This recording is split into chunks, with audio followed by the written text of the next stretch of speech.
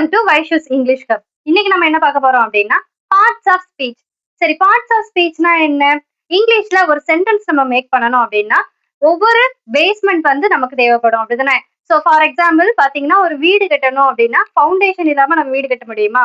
First foundation போட்டு அதுக்கு மேலதான் நம்ம என்ன செய்வோம், பில்டிங் வந்து கட்ட ஆரம்பிப்போம், அப்படிதானே? ஸோ ஃபவுண்டேஷன் போடாம பில்டிங் கட்டினா என்ன செய்வோம், பில்டிங் வந்து என்ன செய்யும், இடிஞ்சு விழுந்துரும். அதே மாதிரிதான் ஒரு சென்டென்ஸ் வந்து இங்கிலீஷ்ல ஃபார்ம் பண்ணணும், ப்ராப்பரா ஃபார்ம் பண்ணணும், வித்தவுட் மிஸ்டேக்ஸ் இல்லாம ஃபார்ம் பண்ணணும் அப்படின்னா ஒரு பேஸ்மெண்ட் வேணும், அப்படிதானே? சோ அந்த பேஸ்மெண்ட் ஈச் வேர்டுக்கும் வந்துட்டு என்னது, ஒவ்வொரு மீனிங் இருக்கு, ஓகேவா? சோ அந்த வேர்டை வச்சு நம்ம வந்துட்டு சென்டென்ஸ் ஃபார்ம் பண்ணும்போது நமக்கு ப்ராப்பரான ஒரு சென்டென்ஸ் கிடைக்கும், ஓகேவா? வந்துட்டு என்னது, ஒரு சென்டென்ஸ் ஃபார்ம் பண்றதுக்கு பேஸ்மெண்ட், ஓகேவா? சோ இதை நம்ம கத்துக்காம நார்மலா சென்டென்ஸ் மேக் பண்ணோம் அப்படின்னா கண்டிப்பா மிஸ்டேக் வரும், ஓகேவா? சோ எந்தெந்த இடத்துல எந்தெந்த வேர்டு நம்ம கரெக்டா பிக்ஸ் பண்ணாதான் அந்த இடத்துல என்ன செய்யும், நமக்கு மீனிங் கிடைக்கும், ஓகேவா? சோ பார்ட்ஸ் ஆஃப் ஸ்பீச் அப்படின்னு சொல்றோம், ஓகேவா? பார்ட்ஸ் ஆஃப் ஸ்பீச்ல மொத்தம் எத்தனை டைப்ஸ் இருக்கு? மொத்தம் 8 டைப்ஸ் இருக்கு, ஓகேவா? How many types? 8 types are there. So what are they? Noun, pronoun, verb, adverb, adjective, preposition, conjunction and interjection. So these are the 8 types. So ஒரு 8 types இருக்கு, ஓகேவா? இதுதான் வந்து சென்டென்ஸ் ஃபார்ம் பண்றதுக்கு ரொம்ப ரொம்ப இம்பார்ட்டன்டான ஒரு ஹெட்டிங்ஸ், ஓகேவா? பாருங்க, நவுன் ஃபர்ஸ்ட் பாருங்க. நவுன்னா ஒரு பர்சன், ஒரு பர்சன்னா ஒருத்தரோட நேம வந்து குறிக்கும், ஓகேவா? ஒரு பர்சன், பிளேஸ் ஆர் திங்ஸ், ஓகேவா? பர்சன், பிளேஸ், திங்ஸ் அப்படின்னா ஒரு பர்சன் பத்தி சொல்லணும்னா இப்ப வந்து நான் யாரு, நான் ஒரு கேர்ள், அப்படிதானே? சோ என்னோட நேம சொல்லி நம்ம சொல்லுவோம் இல்லையா? So for example Ramu is a teacher அப்படின்னு சொல்லுவோம் இல்லையா? ராமு வந்து ஒரு டீச்சர் அப்படின்னு சொல்லுவோம், அப்படிதான். Vaishu is a teacher, Vaishu வந்து ஒரு டீச்சர் அப்படின்னு சொல்லுவோம். சோ ஒரு பர்சனோட நேம் வந்து நம்ம மென்ஷன் பண்ணி சொல்லுவோம் இல்லையா? அதுதான் வந்து நவுன்ல வரும், ஓகேவா? அதுக்கப்புறம் பிளேஸ், சென்னை, மதுரை, கோயம்புத்தூர், இந்த மாதிரி நம்ம பிளேஸ், சோ பிளேஸ் சொல்லுவோம் இல்லையா? அதுதான் வந்து என்ன செய்வோம், நவுன் அப்படின்னு சொல்றோம். திங்ஸ், அடுத்து திங்ஸ், மார்க்கர், டேபிள், சேர், இதெல்லாம் மென்ஷன் பண்ணி சொல்ற வேர்டு தான் நவுன் சொல்லுவோம். ஃபார் எக்ஸாம்பிள் பாருங்க, ஒரு person, so Raja is a smart boy அப்படின்னு சொல்லுவோம். சோ ஒரு பிளேஸ்க்கு எக்ஸாம்பிள் பாருங்க, Chennai is a beautiful place, Chennai வந்து ரொம்ப அழகான இடம் அப்படின்னு சொல்லுவோம். அப்புறம் திங்ஸ் பாருங்க, திஸ் இஸ் மை மார்க்கர் அப்படின்னு சொல்லுவோம். இது என்னுடைய மார்க்கர், மார்க்கர் அப்படின்னு, மார்க்கர் வந்து ஒரு பொருள், அப்படிதானே? சோ ஒரு பர்சன் அப்படின்னா ஒரு மனுஷங்களை பத்தி, ஒரு மனுஷங்களோட நேம பத்தி நம்ம பேசும்போது நவுனு அப்படின்னு சொல்லுவோம். அதுக்கப்புறம் பிளேஸ், ஒரு இடத்த பத்தி, ஒரு பார்க்கு, சென்னை, பீச், ஸ்கூல், இந்த மாதிரி டிஃபரெண்ட் பிளேசஸ் இருக்கலாம். பிளேசஸ் பத்தி சொல்லும் போது அதுவும் நவுன் அப்படின்னு சொல்லுவோம். அடுத்து திங்ஸை பத்தி நம்ம பேசும்போது மார்க்கர், டேபிள், பெஞ்ச், இந்த மாதிரி டோர், இது மாதிரி பேசுவோம் இல்லையா? சோ திங்ஸை பத்தி பேசும்போது அதுவும் என்ன செய்வோம், நவுன் அப்படின்னு சொல்லுவோம். இப்போ புரிஞ்சிருக்கும்னு நினைக்கிறேன். நெக்ஸ்ட் பாருங்க, நெக்ஸ்ட் ப்ரொனவுன். சோ நவுன் பார்த்தாச்சு. Next pronoun. ப்ரொனவுன்னா என்ன? Use instead of noun. So instead of noun சொல்றீங்களே அப்படின்னா என்ன அப்படின்னு கேட்டீங்க அப்படின்னா, சோ நவுனுக்கு பதிலா யூஸ் பண்ற வேர்டு, ஓகேவா? சோ நவுன் என்ன பார்த்தோம், ஒரு பர்சன், பிளேஸ், திங்ஸை பத்தி நம்ம பேசும்போது அது நவுன்னு சொல்லுவோம். ஆனா ப்ரொனவுன் அப்படின்னா, ஃபார் எக்ஸாம்பிள் பாருங்க, Tirunelveli is a beautiful place. So Tirunelveli is famous for halwa அப்படின்னு சொல்லுவோம், அப்படிதானே? சோ திருநெல்வேலின்னு சொல்லி ஒரு 4 லைன் நீங்க திருநெல்வேலியை பத்தி பேசுங்க அப்படின்னா 4 லைனும் திரும்ப திரும்ப திருநெல்வேலி திருநெல்வேலி நம்ம சொல்லிட்டு இருந்தா நல்லாவா இருக்கும்? அப்படி இல்ல, ஓகேவா? Tirunelveli is a beautiful place, so it is famous for halwa அப்படின்னு சொல்லுவோம் இல்லையா? சோ திருநெல்வேலி ரொம்ப அழகான பிளேஸ், அது வந்து ஒரு எப்படி அல்வாக்கு வந்து ரொம்ப ஃபேமஸான இடம் அப்படின்னு சொல்லுவோம் இல்லையா? சோ அது அப்படின்னு சொல்லுவோம் இல்லையா? இட் இஸ் அப்படின்னு பேசுறோம் இல்லையா? அதுதான் இன்ஸ்டீட் ஆஃப் நவுன், ஓகேவா? திரும்ப திரும்ப திரும்ப அந்த வேர்டு நம்ம ரிப்பீட்டட் பண்ணவே கூடாது. அதுக்கு பதிலா இப்ப ஒரு பர்சனை பத்தி பேசினாலும் சரி, ஒரு பிளேஸ பத்தி பேசினாலும் சரி, அதுக்கு வந்து என்னது, ரெண்டாவதா நம்ம செகண்ட் சென்டென்ஸ் பேசும்போது திரும்ப திரும்ப நேம பத்தி அகைன் அகைன் சொல்லக்கூடாது. ஒரு பிளேஸ பத்தி அதே நேம சொல்லக்கூடாது. அதுக்கு பதிலா யூஸ் பண்ற வேர்டு தான் ப்ரொனவுன் அப்படின்னு சொல்லுவோம், ஓகேவா? பார்த்தோம் இல்லையா? இப்போ Ramu is a teacher, so he is happy அப்படின்னு சொல்லுவோம். Ramu is teacher, he is happy அப்படின்னா Ramu teacher, Ramu is happy அப்படின்னு திரும்ப திரும்ப சொல்ல நல்லாவா இருக்கும்? இருக்காது. So he is happy. ஒருவேளை Vaishu is teacher, she is happy. So ஒரு மெயிலை பத்தி பேசும்போது ஹி அப்படின்னு யூஸ் பண்ணுவோம், ஒரு ஃபீமேல் பத்தி பேசும்போது ஷி அப்படின்னு யூஸ் பண்ணுவோம். சென்டென்ஸ் தகுந்தாப்புல நம்ம என்ன செய்யணும், ப்ரொனவுன்ஸ் நெக்ஸ்ட் வரத வேர்டை நம்ம என்ன செய்யணும், அதுக்கு தகுந்தாப்புல மாத்திக்கணும், ஓகேவா? நம்ம வந்து ஒரு பிளேஸை பத்தி பேசணும், அதனால இட் இஸ் அப்படின்னு சொல்லி யூஸ் பண்ணோம். ஒரு பாயை பத்தி பேசணும்னா ஹீன்னு யூஸ் பண்ண போறோம். ஒரு கேர்ளை பத்தி பேசணும்னா செகண்ட் சென்டென்ஸ்ல ஷி அப்படின்னு யூஸ் பண்ணுவோம். இப்ப புரியுதா? சோ நவுனுக்கும் ப்ரொனவுனுக்கும் உள்ள டிஃபரன்ஸ் இதுதான். நெக்ஸ்ட் பாருங்க, வெர்ப். வெர்ப் வந்து nothing but it is a action. So ஆக்ஷன்னா என்ன? ஓ அப்படின்னு அழுறது என்னது? ஒரு ஆக்ஷன். அழுறது ஆக்ஷன். ஓகேவா? ஸோ அப்படி சிரிக்கிறது என்னது? லாஃபிங். லாஃபிங் சொல்லுவோம் இல்லையா? அது வந்து ஒரு ஆக்ஷன். அப்புறம் இப்படி ஓடுறது என்னது? அது ஒரு ஆக்ஷன். புரியுதா? இப்ப நம்ம பேசிட்டு இருக்கேன்ல அது என்னது? அது ஒரு ஆக்ஷன். இப்ப கைய வந்து இப்படி அசைக்கிறேன்ல, மூவ்மெண்ட் பண்றேன்ல, அது வந்து ஒரு ஆக்ஷன். ஸோ ஒரு ஆக்ஷனை பத்தி நம்ம பேசுறது ஒரு வேர்டு இருக்கு அப்படின்னா அதுதான் வந்து என்னது? வேர்ப் அப்படின்னு சொல்லுவோம். ஸோ அதுதான் நான் சொல்லல, லாஃபிங், கிரையிங், ஷீ இஸ் கிரையிங், அவ வந்து அழுறா. அப்ப அந்த கிரையிங்கிற வேர்டு என்னது? வேர்ப். ஸோ ஆக்ஷன் வேர்டு தான் வேர்ப் அப்படின்னு சொல்லுவோம். ஸோ இப்ப புரியுதா? வேர்ப்னா என்னன்னு புரியுதா? So it is it. Next adverb. அட்வர்ப்னா ஆட் வெர்ப். தனித்தனியா பாருங்க. Add verb. ஆட்னா என்னது? வெர்புக்கு கொஞ்சம் எக்ஸ்ட்ரா ஃபிட்டிங் சொல்லுவோம்ல, ஒரு விஷயத்தை ஆட் பண்றது அப்படின்னு சொல்லுவோம்ல, அதுல இருப்பாங்க ஆட் வெர்ப். அதான் அட்வர்ப். ஸோ பாருங்க, வெர்ப்னா நம்ம என்ன பார்த்தோம்? ஒரு ஆக்ஷன் அப்படின்னு பார்த்தோம், அப்படிதானே? ஸோ அட்வர்ப்னா அந்த ஆக்ஷனுக்கு எக்ஸ்ட்ரா ஃபிட்டிங். அது எப்படி நம்ம அந்த ஆக்ஷனை டிஸ்கிரைப் பண்ணி சொல்றோம்? So describe, describe verb. So describe அதை வந்து மேம்படுத்தி சொல்றது. ஓகேவா? For example, he runs fast. எப்படி எப்படி ரன் பண்ணா? ஃபாஸ்டா ரன் பண்ணா. ரன்னுங்கிற வேர்டு என்னது? ஆக்ஷன். ரன் பண்றது என்னது? ஒரு ஆக்ஷன். ஃபாஸ்ட்னா அதுதான் அட்வர்ப். புரியுதா? இப்போ அவ எப்படி ரன் பண்ணா அப்படின்னு சொல்லுது இல்லையா? Extra fitting. வெர்புக்கு வந்து ஒரு எக்ஸ்ட்ரா ஃபிட்டிங் தான் என்னது? அட்வர்ப். புரியுதா? So she speaks slowly. ஸ்பீக்ஸ்னா பேசிட்டு இருக்கிறது என்னது? ஒரு ஆக்ஷன். எப்படி பேசினா? ஸ்லோவா பேசினா. She speak slowly. புரியுதா?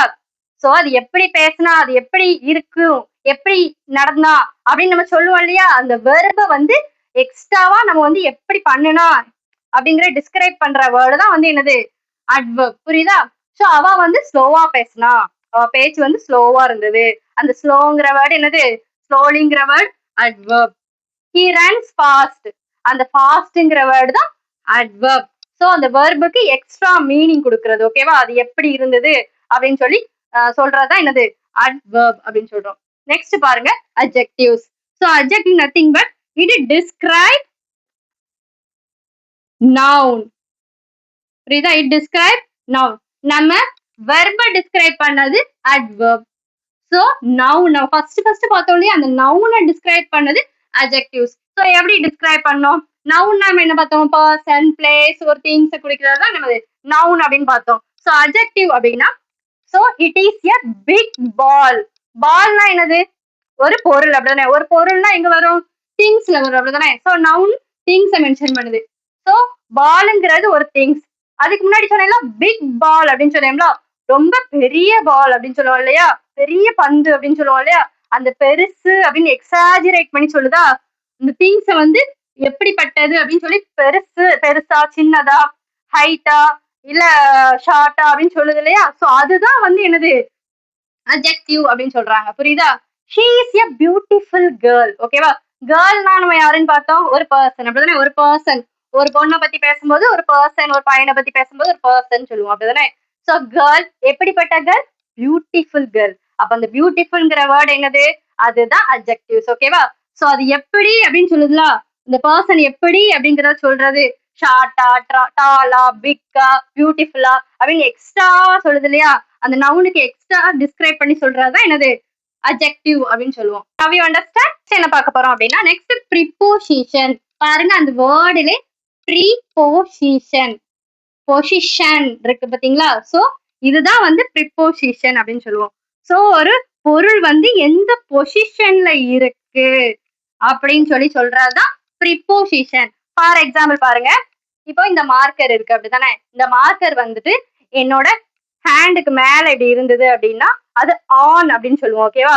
இந்த marker is on my hand அப்படின்னு சொல்லுவோம். ஒருவேளை இந்த மார்க்கர் எனக்கு இப்படி கீழே இருந்ததுன்னு நினைச்சுக்கோங்களேன், இது என்ன செய்வோம்?